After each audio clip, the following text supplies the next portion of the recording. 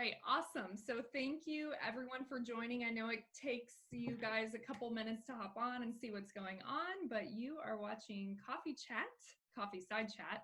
And today we're really going to talk about how your story affects your marriage, how your story affects your intimate relationships in general, and really dive into it. So I'm really excited for what we have to share with you today. I have Jeremy and Maggie Jobson with me, and I'm going to read a little bit of their bio just to kind of give you an insight of more about them. But they've been married for over 15 years, have 3 great kids, and they're also both licensed mental health counselors. They're actually located Winter Park, right? Yes. Winter Park area? Yeah. So they specialize in trauma, anger, personality disorders, emotional and spiritual health, and addictions. The couples worked with individuals and couples on their whole marriage in a professional full-time ministry for almost 15 years, and now as leaders, speakers, and therapists at Pinnacle Counseling Institute. They have led marriage retreats, ministry, church leadership workshops, weekends on topics like communication and connection in relationships, the Enneagram of relationships, and how your story affects your marriage. So today we're really going to dive into how your story affects your marriage. And we have multiple people hopping on live now. There's a little bit of a lag, so if there's questions, I'll pop in. But if you guys have questions as we go, please let me know. And thanks for joining, guys. How's it going? Good. Thanks for having us. Yeah, of course. Yeah. And first I wanted to ask, how did you all start doing this in the first place and even get into business of doing counseling together with couples? Well, our whole marriage, we've been in ministry and worked with people. And I'd say when our marriage went through a hard time and we started going through counseling, we saw what a major impact it had on each of us individually and then on our marriage. And I was so excited and wanted to get into the work myself. So I started working on school to get my master's in counseling, and then Jeremy started about a year later. And then we both went to work with the same practice, which has been huge because we've worked with couples together non-professionally, but then being able to offer that professionally has been really, really cool. Yeah, that's in our own lives really made us kind of believe that that's what we were supposed to be doing. It was a nice little tangent and offshoot from what we'd already been doing, but now with a different skill set. So yeah, I really love that. So you all were together before, and then you essentially went to school together, or about a year apart, but about a year. That's a lot of development together, though, because we all know you have to grow together, or not growing, you're dying, essentially. So, I mean, that's really great. I love that story. And really, I mean, talking about how your story affects your relationship, I guess let's just dive into it. The first thing I wanted to ask is, because I hear this a lot, and I know a good handle on it, but I think it's important for everyone else to know, like, what is attachment theory in relationships? What does that even mean? Yeah, so attachment theory is a major theory that I work from, and Jeremy does as well. And basically what it is it's a theory that your early relationships, starting as an infant, impact your ability to connect with other people. And really, it's about security. So there are a few proponents or parts of attachment theory. The first would be attunement, which is I see you. I see your emotion. I see what you're feeling. The second would be containment. So I can handle your emotion. I can sit with you in it. And then the final part is rupture and repair. So when there's a rupture, as there is in all relationships, how well you repair that rupture has to do, again, with your sense of security. So really, I see it as it's really your sense of security, and you will play out of that in all of your relationships. And we'll talk more about the different ways that plays out. Yeah. Go ahead. Are you going to ask a question? Yeah, I was just going to ask, so is this, well, I might be getting down the road on this, but is this something that can be changed? Let's just say if they have that pattern from infancy or childhood based on how they were raised and, what behaviors they picked up, and they identify it now, is that something that you kind of work with people on? Yeah, I think the way to answer that is really a way that I work with clients in understanding the purpose of counseling. I Hmm. think one way to understand the purpose of counseling is to increase, enhance, widen, deepen, those kinds of words, your self, others, Hmm. and God or something bigger than your self-awareness. And as that awareness grows, you begin to understand what's going on under the hood of yourself and what might be going on under the hood of the other and what might be going on under the hood of a larger storyline than even that moment. And in that gained awareness, you begin to get new options and new choices. You don't react to a situation somewhat feeling like you are involuntarily forced to respond to the person cutting you off in traffic with rage, but instead to be able to understand when someone cuts me off in traffic, I realize that I feel disrespected. And that disrespect connects with a part of my story where I felt disrespected a lot as a child. And because of that, I have this serious amount of energy that comes out of me. But now I don't have to do that, and it doesn't become involuntary or reactive. I begin to gain through my awareness and understanding of what's going on and make different choices. And so you can see how that can radically affect the way that I engage with my spouse. I Yeah, I see it really kind of love. like, if you become aware that you have diabetes, Mhm. you have choices and you can live a good life and improve your way of life if you are aware of your condition. And so I really see it like that. Like you gain awareness and then you have, like Jeremy said, you have different choices now. And it takes time and practice. But if someone is willing to really look underneath the hood, like Jeremy said, they can start to use new tools and really can change their life. So absolutely, you can shift those patterns, but it starts with self-awareness for sure. Yes, and I always use Shrek's example. I don't know if y'all watch. Well, you have kids, so you probably have seen Shrek, but how he says humans are like onions, and you Right. just have to peel back the onion. But you have to be willing, for Yeah. anyone who's listening, this is my soapbox, you have to be willing to do the work, and it's not nice and pretty sometimes to look under the hood. And Right. I agree 100%. Like something as simple as I know I react this way because this happened to me or Right. for me. This happened to or for me when I was younger. And just even knowing that alone, I feel like makes a huge difference in my life, anyways, in my personal work.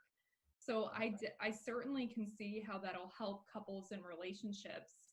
And Yeah. Jeremy, you had mentioned storylines. So, what are the most, do you have very common storylines that you kind of see play out for couples who come to you who are having issues?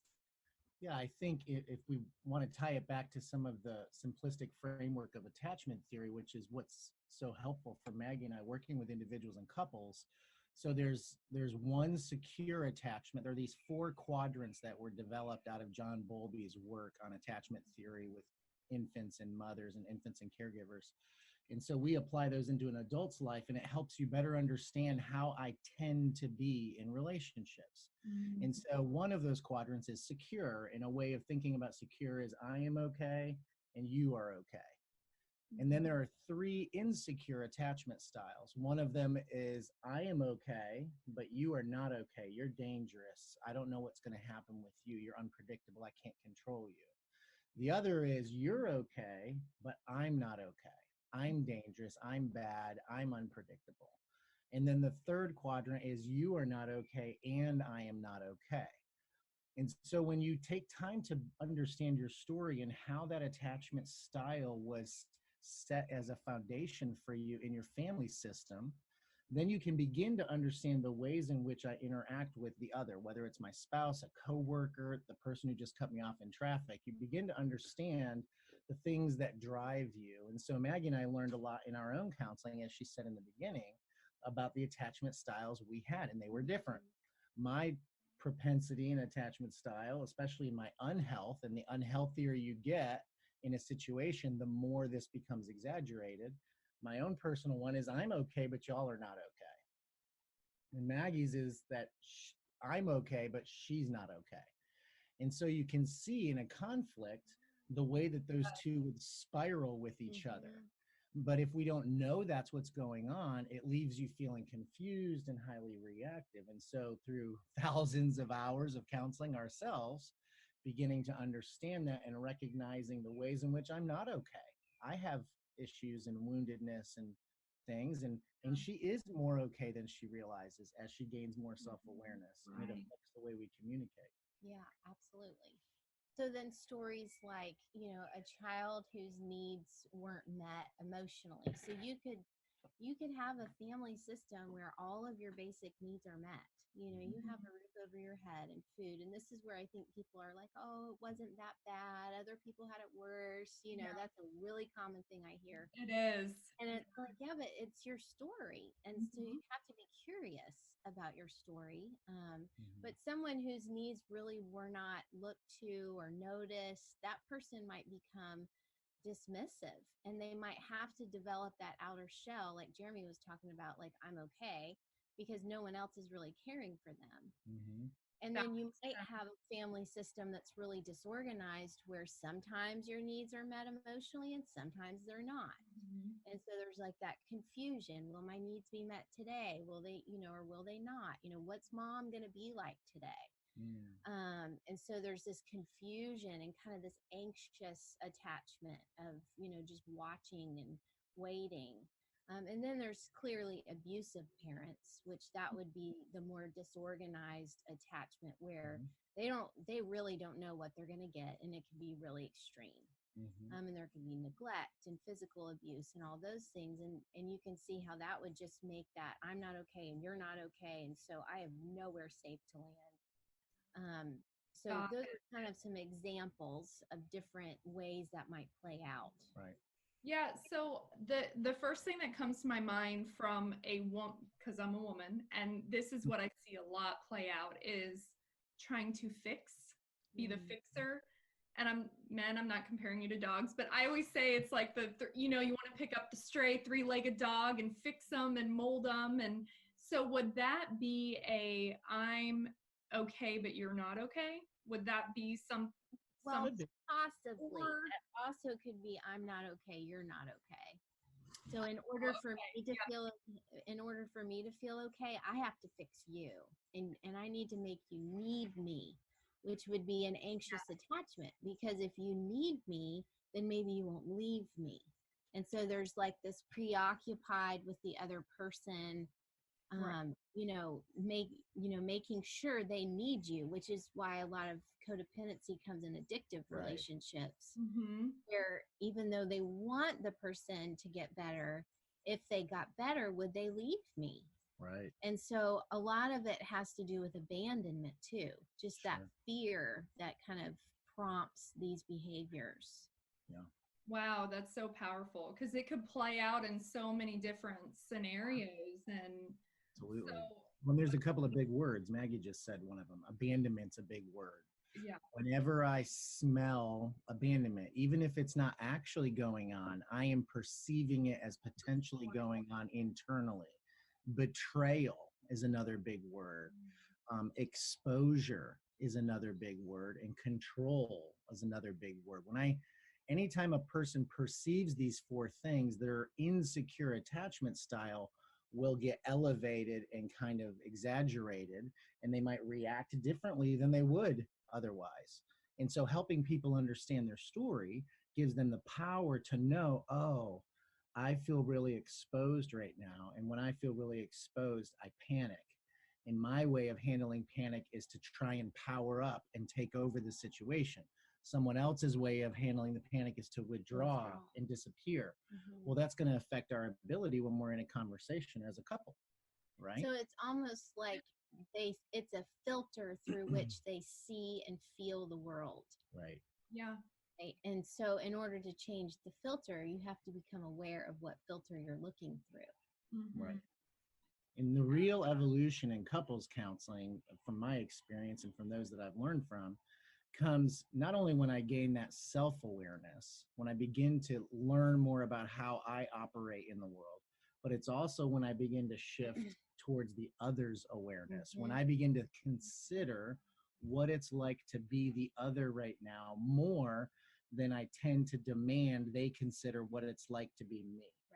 And so as that starts to unfold, we begin to see huge evolution in a couple's relationship, because I now look at my wife, I'm reading all of her nonverbals, and I'm trying to communicate A to her, but I can clearly see something else is happening.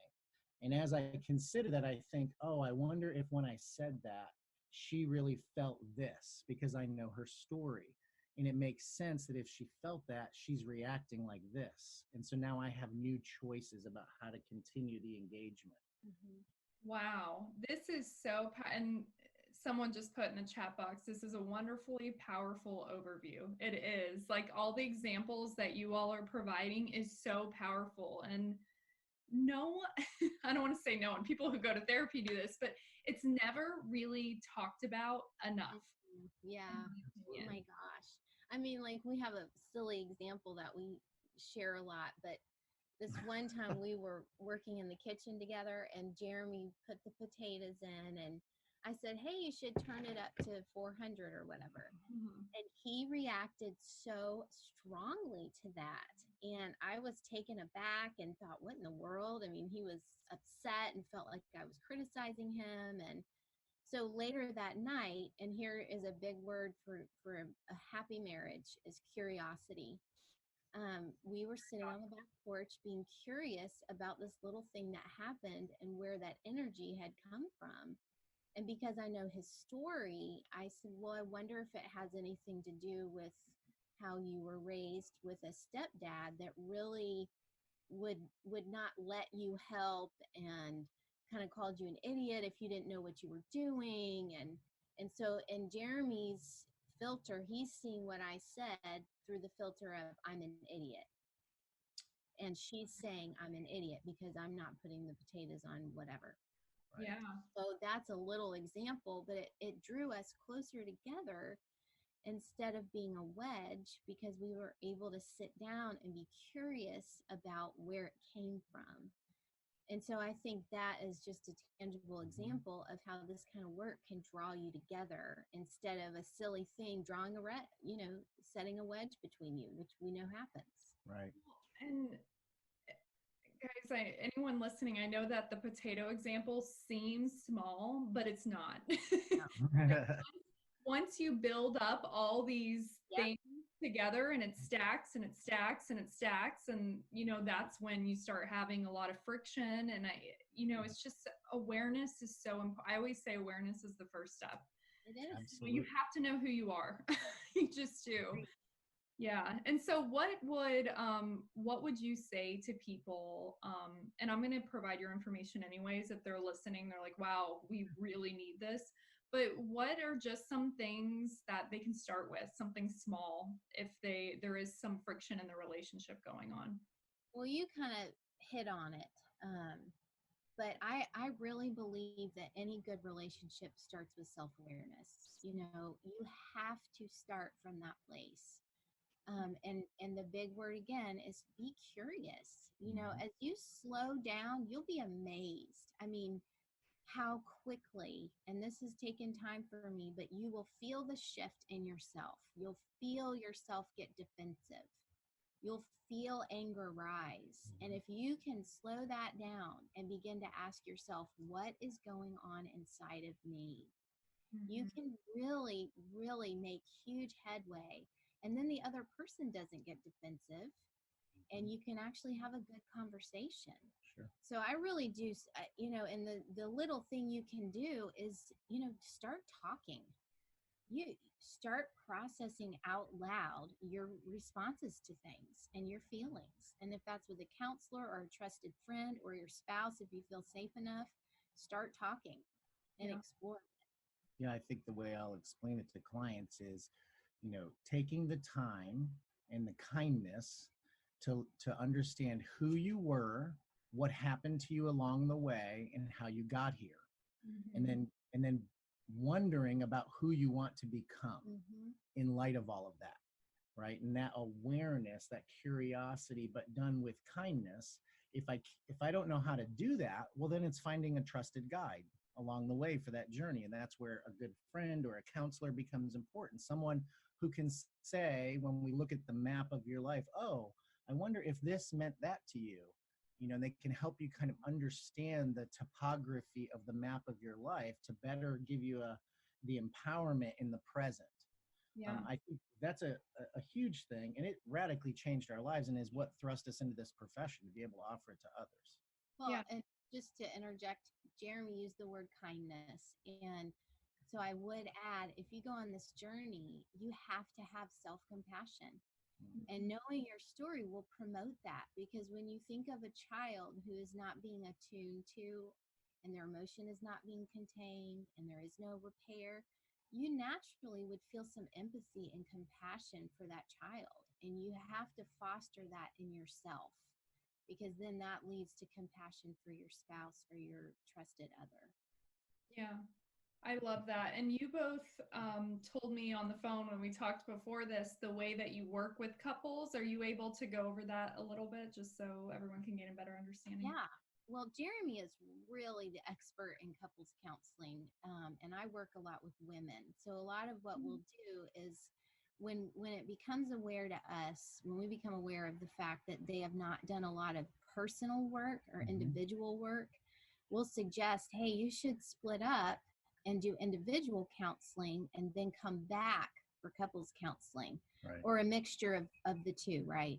Yeah. And so I'll typically work with the wife, and Jeremy will work with the husband. And then sometimes we all four come together so that each client has someone that's kind of, they feel in their corner and they trust. And then we kind of draw out the things that they're learning in individual therapy. Love that. I love it. So if anyone says I need them in my life, how can I find you? Well, we both work at Pinnacle Counseling Institute in Winter Park. We have a website, which I think you put on our bio or will be listed. I'll list. Yeah. And so that we work there and see clients from an office in Winter Park. Yeah, and we have 7 colleagues that work there. So there's 9 therapists in total. Okay. And the beauty of our practice is that we have therapists for just about everything, for children, adolescents, teens, people in life transition in their 20s, individuals, couples, older individuals, grief. We really have people that have been trained beyond just their licensure in trauma, in acceptance and commitment therapy, and anger management. So it's wonderful, because I might be meeting with a couple and then realize that the wife needs to do individual work and she has trauma in her story. Right. And so Maggie not only can it work with her as a woman, but also has been EMDR trained, which is a type of trauma therapy. And so we have the ability to help each other as a practice provide the best care possible for our clients. Awesome. I love that, because there's probably a lot of that in people's stories. And once you start diving in, there's so much that comes out that you don't even realize is there. We've all pushed it back so far. And then when it comes out, you can easily refer them to your colleague, someone that you work closely with. I love that. Yeah. And a lot of people aren't aware of how trauma has impacted their life, and we don't have time to go into that, but yeah, that's another one. But trauma definitely impacts a marriage if you've got a traumatized partner. Yeah. Yeah. So thank you so much for jumping on today. We went a little over, but I hope everyone watching enjoyed it. And I'll go back and post all your information so they can find you. Or as you all know, you can come to me if you have any specific questions, and I can refer you over to them. And is there anything else you wanted to add today? This was a great overview. I really loved it. For what you're so doing. clear, concise, easy to understand. So I think this was awesome. Good. Thanks for making it happen. Yeah, thank you for having us. We enjoyed it. Great. Well, this was fun. So have a great Memorial Day. Enjoy your time. It's raining, but relax, enjoy your time, and I'll talk with you all soon. Thanks for joining. All right. Thank you. Bye.